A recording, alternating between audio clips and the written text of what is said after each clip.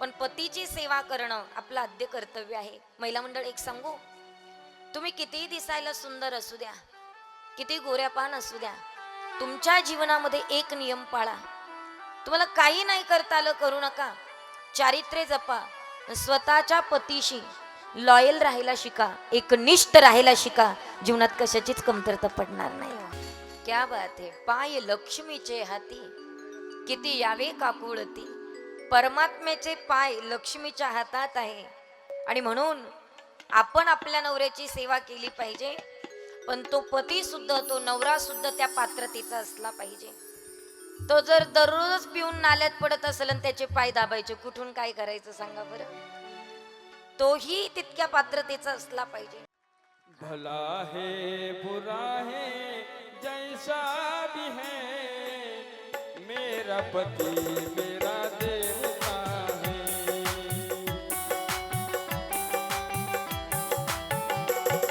भला है बुरा है जैसा भी है, मेरा पति मेरा देवता है.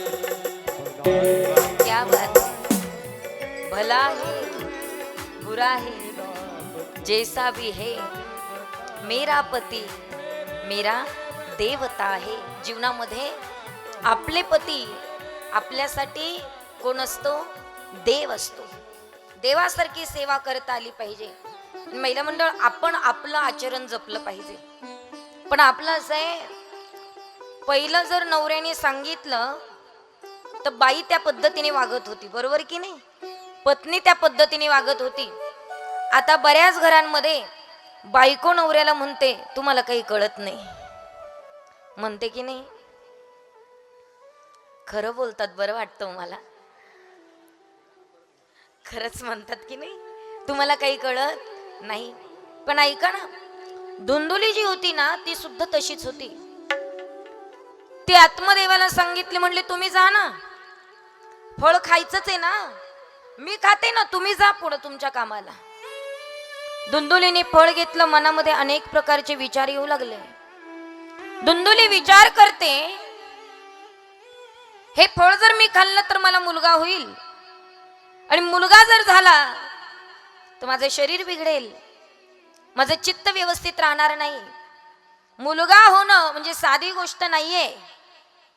शरीराला वेदना आहेत आणि स्त्रीचं जीवन काय असतं ना, हे फक्त स्त्रीलाच माहीत असतं. एवढी सोपी गोष्ट नाहीये हो. स्त्रीमध्ये तेवढी क्षमता दिलीत म्हणून ती सहन करू शकते.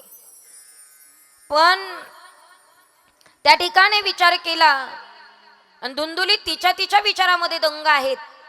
पण धुंदुलीची बहीण आली आणि बहिणीने विचारलं, काय विचार करते? धुंदुलीने सांगितलं, माझ्या पतिदेवांनी मला हे फळ आणून दिलंय, सांगितलंय हे फळ जर खाल्लं तर तुला मुलगा होईल, पण माझी अजिबात इच्छा नाहीये की मला संतती व्हावीत. माझ्या नवऱ्याची इच्छा आहे मला संतती व्हावीत, पण माझी इच्छा नाहीये की मला संतती व्हावीत. आणि मग अशा वेळेला ती बहीण तिला सल्ला देते. आता मला सुद्धा दिवस गेलेले आहेत, बरोबर की नाही? ती म्हणते, मला सुद्धा दिवस गेलेले आहेत, चिंता करू नकोस, काहीतरी युक्ती नक्की शोधू. लक्षपूर्वक ऐका. बहीण असावी पण चुकीचे सल्ले देणारी अजिबात नसावी. काय वाटतं तुम्हाला? कितीतरी बहिणी येतो, बहिणीचा संसार मोडण्यामध्ये तिचा हातभार बराचसा असतो, खरंच असतो. बहिणीने बहिणीशी चांगलं वागलं पाहिजे. बहिणीचं नातं अनन्य सुंदर नातं आहे. त्याच्यासारखं सुंदर नातं कोणतंच नाही.